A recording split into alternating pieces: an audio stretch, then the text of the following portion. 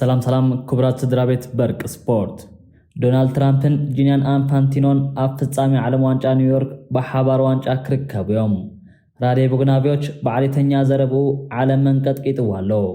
ኔይማር ንቪኒሺየስ ናይ ብራዚል ቁጥሪ 1 መሪሕነት ምዃኑ ኣውጁ። ጋናው ጠንቋሊ ናና ኳኮቦንሳም ንሃሪኬን ኣሲሮዩ ብምባል ዓለም ሰንቢድዋ። ሮናልዶ ኣብ ሻቻ ዓለም ዋንጫ ታሪኽ ሰሪሑ።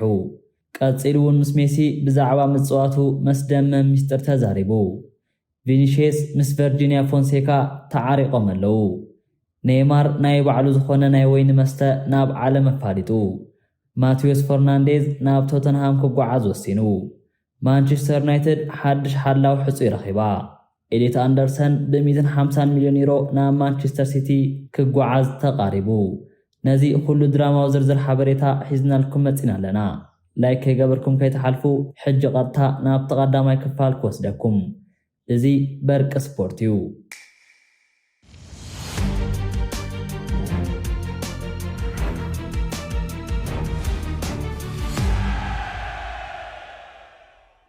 ናይ መጀመርታ ዛዕባናት ጅምሮ ካብቲ ንመላእ ዓለም ዘሰንበደ ናይ ዓለም ዋንጫ ፍጻመ ወግዓዊ ሽመት እዩ። ዶናልድ ትራምፕ ምስ ናይ ፊፋ ፕሬዚደንት ጂያኒ ኢንፋንቲኖን ኣብ ፍጻመ መዓልቲ ኣብ ኒውዮርክ ናይ ዓለም ዋንጫ ተዓዋቲ ዋንጫ ብሓደ ኮይኖም ከረክቡ እዮም። እዚ ዜና እዚ ናይ ስፖርትን ናይ ዓለም መሪሕነትን ሓይሊ ብሓባር ዘርኢ ዓብ ታሪኽ እዩ። ፕሬዚደንት ፊፋ ጂያኒ ኢንፋንቲኖ ነዚ ብዝርዝር ክገልጾ እንከሎ ከምዚ ኢሉ ኣሎ።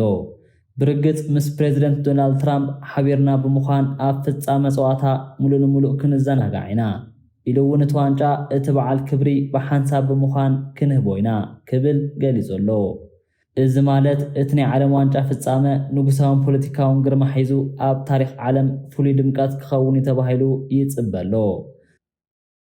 ራዴ ቦግዳኖቪች ናይ ዓሌታውነት ዘረባ ተዛሪቡ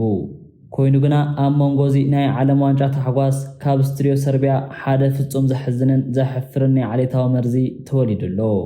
ናይ ቀደም ናይ ኣትሌቲኮ ማድሪድ ኣጥቃዓይ ራዴ ቦግዳኖቪች ኣብ ናይ ሰርቢያ ብሔራዊ ቲቪ ዓሌታዊ ዘረባ ብምዝራቡ ምኽንያት ዓብ ቅርሕን ተፈጢሩሎ።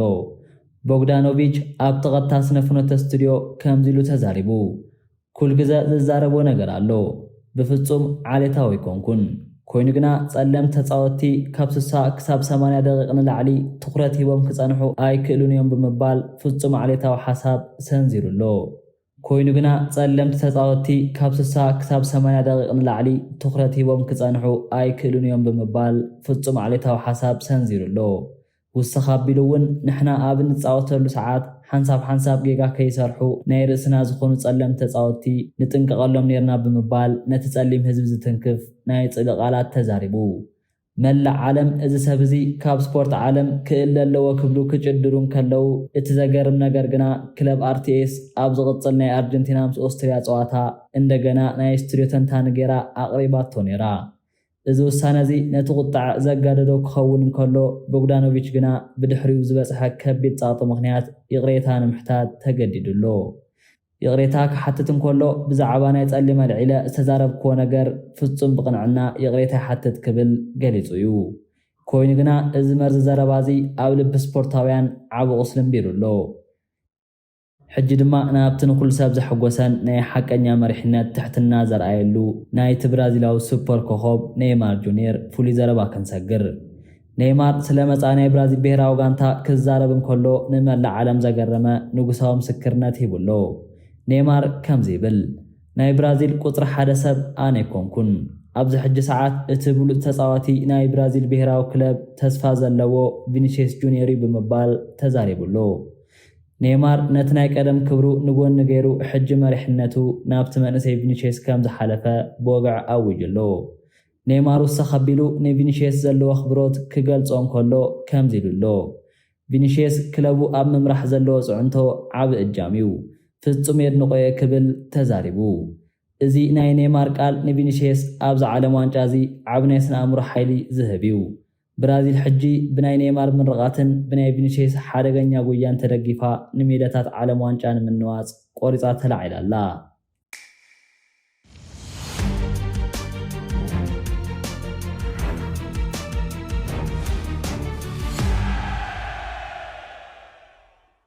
እቲ ጋናው ጠንቋሊ ናና ኳኮቦንሳም ምስ ሃገረ ጋናን ዝግበር ጸዋታ ብዝምልከት ንሃሪኬን ከቢድ መጻወድያ ከም ዝገበረሉ ገሊጹሎ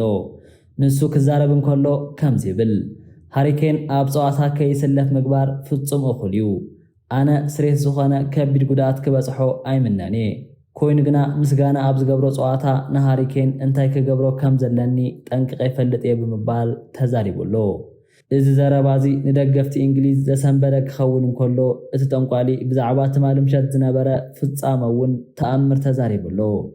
እቲ ጠንቋሊ ናና ኳኮቦንሳም ብትብዓትን ዓለም ከምዚ ኢሉ ኣውጀሎ ኣነ ኳኮቦንሳም ኣብ ዓለም ካብ ዘለው ሓይለኛ መንፈሳዊ ሰቤ ንሃሪኬን ሙሉ ንሙሉ ኣሲሩ የለኹ ትማሊ ተዓዚብኩሞ እንተኮንኩም ነታ ኩዕሶ ይትረፍ ክትንክፋ ክጥምታው ናይ ከኣለን ክብል ሓይሉ ገሊጹ እቲ ዝገርም ነገር ግና እዚ ጋናው ጠንቋሊ ሕጂ ገጹ ናብ ክርስቲያኖ ሮናልዶን ፖርቹጋል ንመሊሱሎ ትንቢቱ ክገልጽ እንከሎ እዚ ናይ ዓለም ዋንጫ ናይ ፖርቹጋል ምስ ክርስቲያኖ ሮናልዶ ጥራዩ ነቲ ዋንጫ ከዓትርዎ እዮም ብምባል ንመላእ ዓለም ዘሰንበደ ትንቢት ተዛሪቡ እዚ ትንቢት እዚ ናይ ሓቂ ክኸውን ደኽእል ናባኹም ክገድፎ እየ ተፈጥሮ የለዋወጥ ሰባት ይኣርጉ ሮናልዶ ግና ኩል ግዜ ንጉስ እዩ ክርስቲያኖ ሮናልዶ ኣብ 6 ተኸታታሊ ናይ ዓለም ዋንጫ ውድድር ጎል ከቁፅር ዝኸኣለ ኣብ ዓለም ኩዕሶ እግሪ ታሪኽ ናይ ፈለማን ብሕታውን ሰብ ኮይኑ ተመዝጊቡሎ እዚ ፍጹም ሰብኣዊ ፍጡር ዘይገበሮ ተኣምር እዩ ካብ ዓለም ዋንጫ 2006 ጀሚሩ ክሳብ ሕጂ ዓለም ዋንጫ 2026 ሮናልዶ ኣብ 6 ተኸታተልቲ ውድድራት መርበብ ሓው ክስክዕ ጸኒሑሎ እዚ ሪኮርድ እዚ ንዘመናት ዘይስበር ናይ እምነትን ናይ ጻዕርን ዓብ መርትዖ እዩ ሕጂ ድማ ናብቲ ንመላእ ዓለም ዘናወፀ ዓብ ናይ ፍቕርን ኩናትን ቃለ ምሕተት ክንሰግር ሮናልዶ ስለቲ ናይ ዘመናት ዓብ መናፍሕ መጋጥምቱ ሊዮነል ሜሲ ኣብዛ ዓለም ዋንጫ እዚ ፊት ንፊት ስለምግጣሙ ተሓቲቱ ነይሩ ሮናልዶ ብትብዓት ምስ ፍሽኽታ ከምዚ ኢሉ መሊሱሎ ምስ ሜሲ ምጽዋት ኣዝዩ ዘደንቕን ታሪኻውን ክኸውን ይክብል መሊሱሎ እዞም ክልተ ናይ ዓለም ህያባት ኮኸብ ኣብዚ ናይ መወዳእታ መድረኽ ፍጻመ ዓለም ዋንጫ ፊት ንፊት ክጋጠሙ ምርኣይ ንመላእ ደቂ ሰባት ዓብ ናይ ዘመንና ታሪኽ እዩ ዓለም ሕጂ ነዚ ፍሉይ ምግጣም ክትርኢ ብሃንቀውታ ትጽበላ ናብቲ ኣብዚ ዓለም ዋንጫ ዝተመዝገበ ናይ ኣሜሪካ ምድሪ ታሪኻዊ ዓወት ክንሰግር ሃገረ ሜክሲኮ ኣብ ታሪኽ ንመጀመርታ ግዜ ሰለስቲኡ ናይ ዓለም ዋንጫ ምድብ ጸዋታ ሙሉ ንሙሉ ክዕወቱ ክኢሎም ኣለው ሜክሲኮ ኩል ግዜ ካብ ምድብ ክትሓልፍ እኳ እንተጸንሐት ሰለስቲኡ ጸወታታት ረጊጻ ዓወት ክትጭብጥ ግና ታሪኽ ኣይፈቅድን ነይሩ ሕጂ ግና እዚ ሓድሽ ወለዶ ሜክሲኮ 9 ነጥቢ ሙሉእ ሒዙ ንመላእ ሓይላት ሃገራት ከጠንቅቕ ጀሚሩሎ ኣብ ውሽጢ እቲ ዓብ ጸዋታ እቲ ካሜራማን ብፍሉይ ንቕሓት ብምንዳይ ኣብ ውሽጢ ስታድየም ሓደ ንእሽቶ ናይ ብራዚል ደጋፊ ከርኢ ኢሉሎ እቲ ዘገርም ነገር ግና እዚ ንእሽቶ ህፃን እዚ ነቲ ሮናልዶ ናዛሪዮ ኣብ 2002 ዓለም ዋንጫ ሻምፒዮን ክኾኑ ከለው ገይርዎ ዝነበረ መላእ ዓለም ዘዘናግዐ ታሪኻዊ ናይ ፀጉሪ ስታይል R9 ኣይኮኒክ ሄርከት ፍጹም ኣምሲሉ ገይርዎ ነይሩ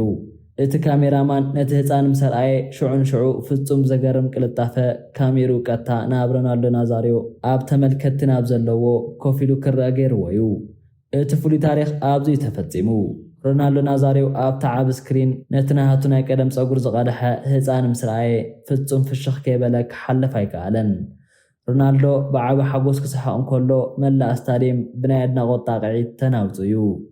እዚ ፍጻመ እዚ ናይ 2002 ዓለም ዋንጫ ተዘክሮን ናይ 2026 ሓድሽ ወለዶ ሓጎስን ብሓባር ዘራኸበ መለኮታዊ ቅጽበት ኮይኑሎ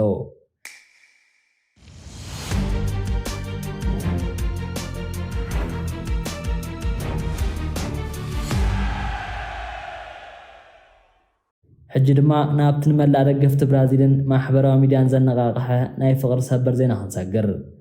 እቲ ናይ ብራዚል ሓያል ኮኸብ ቪኒሲየስ ጁኒየር ምስ ታውሪት ሞዴልን ኢንፍሉዌንሰርን ቨርጂኒያ ፎንሴካ ፍጹም ዕርቂ ውሪዶም ኣለው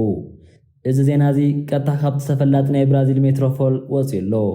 ብመሰረት ጸብጻብ ክልቲኦም ኣብ ዘይምርድዳእ ነይሮም እኳ እንተነበሩ ሕጂ ግና ኩሉ ጸሊም ደመና ኣልጊሶም እንደገና ፍቕሮም ብዓቢ ስምዒት ክቕጽሉ ተዳልዮም ኣለው እቲ ዝዓበየ መደብ ግና ድሕሪ እዚ ጻዕሪ ዝመልኦ ዓለም ዋንጫ እዩ ክልተ ተፋቐርቲ ድሕሪ ዓለም ዋንጫ ኣብ ኢቢዛ ንናይ ፍቕሮምን ናይ ዓወቶምን በዓል ብሓባር ንምኽባር ፍጹም ተዳልዮም ኣለው ተባሂሉሎ ቪኒሲየስ ሕጂ ኣብ ሜዳ ብናይ ፍቕሪ ሓይሊ ተደጊፉ ክነግስ እዩ ናብቲ ንጉስ ኔይማር ጁኒየር ዝፈጸሞ ዓብ ናይ ቢዝነስ ሪኮርድ ክንሰግር ኔይማር ጁኒየር ፕሪንስ ቪላ ተባህለ ናይ ርእሱ ሙሉእ መለኮታዊ ወይኒ ብራንድ ናብ ዓለም ኣላልዩ ኔይማር ኣብ ሜዳ ኩዕሶ እግሪ ጥራይ ዘይኮነስ ኣብ ናይ ዓለም ንግዲ እውን ቢልዮነር ንምዃን ቆሪጹ ተላዒሉ ኣሎ እዚ ሓድሽ ወኒ እዚ ንናይ ኔይማር ክብርን ግርማን ዘርኢ ኮይኑ ኣብ መላእ ኤውሮጳን ኣሜሪካን ክዝርጋሕ ምዃኑ ተፈሊጡ ኣሎ ኔይማር ካብ ሕጂ ንድሕሪት ብስፖርት ጥራይ ዘይኮነስ ናይ ንግዲ ስራሕ እውን ዓለም ክመርሓ እዩ ክለብ ሪያል ማድሪድ ንብራዚላዊ ማቴዎስ ፈርናንዴስ ካብ ዝርዝር ዕላማ ወፃ ገይራቶላ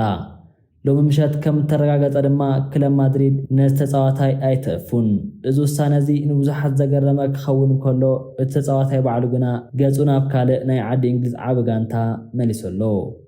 እዚ ተፃዋቲ ናብ ቶተንሃም ሆትስፐር ክፅምበር እንተኽኢሉ ፍሉይ ገይሩ ከም ዝጥምቶ ተሓቢሩ ኣሎ እዚ ዜና እዚ ቀጥታ ካብቲ ፍሉጥ ናይ ስፔን ስፖርት ጋዜጣ ዲያሮ ኤስ ዝወፀ ክኸውን እንከሎ ቶተንሃም ነዚ ናይ ማድሪድ ምሰሓብ ተጠቂማ ንማቴዎስ ፈርናንዴዝ ናብ ለንደን ንምምፃእ ናይ መወዳእታ ፊርማ ክትፍርም ተዳልያላ በቲ ሓደ ወገን ድማ ክለብ ማንቸስተር ዩናይትድ ኣብቲ ናይ ሓለዋ ማዕፆ መስመር ሓድሽ ናይ ምትካእ ስራሕ ትሰርሕላ ዩናይትድ ናይ ስኮትላንድ በረኛ ዝኾነ ኤንግሰንገን ንምፍራም ልዑል ድሌት ኣርያላ ዩናይትድ ነዚ ተፃዋታይ ኣብ ኦልድ ትራፎርድ ናይ ኣንድሪ ኦናና ፍጹም ሓያል ተጠባባቂ ሓላዊ ማዕፆ ንምግባር ሓሲቦም ኣለው እዚ ዜና እዚ ብፍሉይ ካብ ናይ ሳንስፖርት ምንጭ ዝወፀ ክኸውን እንከሎ ኤንግሰንገን ኣብ ኖርችስቲን ኖርዊችን ዘርኣዮ ብቕዓት ንናይ ዩናይትድ ዓይኒ ክስሕብ ኪኢሉ ኣሎ እዚ ስኮትላንዳዊ ሓላዊ ሕጂ ናብ ዓቢ መድረኽ ቲያትር ኦፍ ድሪምስ ክጓዓዝ ዕድል ረኺቡ ኣሎ ሕጂ ድማ ናብቲ ንመላእ ዓለም ኩዕሶ እግሪ ዝተሰንበደ ዓብ ናይ ክረምቲ ምስግጋር ክንሰግር ኤሊዮት ኣንደርሰን ፍጹም ዘይተጸበነ ናይ ማዕበል ዋጋ ብ150 ሚልዮን ዩሮ ናብ ማንቸስተር ሲቲ ክዘዋወር ቀሪቡ ኣሎ እዚ ዜና እዚ መጀመርታ ካብቲ ፈረንሳዊ ተፈላጢ ጋዜጣ RMC ስፖርት ዝወፀ ክኸውን ከሎ እዚ ዋጋ እዚ ንብዙሓት ሰብ ሞያ ስፖርት ኣእምሮኦም ዘናወፀ እዩ ነይሩ ሓደ ወዲ 23 ዓመት መንእሰይ ብ150 ሚልዮን ዩሮ ናብ ፔፕ ጋርዲዮላ ጋንታ ክገዓዝ ምሕሳቡ ማንቸስተር ሲቲ ንመጻኢኣ ክሳብ ክንደይ ዓቢ ሃብቲ ክተፍስስ ከም ዝወሰነት ዘርኢ እዩ እቲ ዜና ወረ ጥራይ ከም ዘይኮነ ሕጂ ፍጹም ተረጋጊጹ ኣሎ እዚ ሓቀኛ ዜና ቀጥታ ካብቲ ናይ ኩዕሶ እግሪ ዓብ ናይ ሚስጥር ምንጭ ዝኾነ ዴቪድ ኦርንስቴን ዘኣትሌቲክ ኤፍሲ ይወፅዩ ማንቸስተር ሲቲ ነዚ ወዲ 23 ዓመት ሓያል ተፃዋቲ ኣብ ዝዝውውር ቁፅሪ ሓደ ዋና ዕላማኦም ገይሮም ነይሮም ሕጂ ድማ ኩሉ ናይ ክፍሊት መስመር ተዛዚሙ ዝውውር ተፈጺሙ ኣሎ ኤሊዮት ኣንደርሰን ሕጂ ኣብቲ ናይ ኤትሃድ ስታድየም ማእከል ምስ ኬቨን ደብራይነን ፊል ፎደንን ኮይኑ ንዓለም ክመርሕ ከታመን ቢሩ ኣሎ እዚ ምስግጋር እዚ ናይ ዘክረምቲ ዓበ ታሪኽ እዩ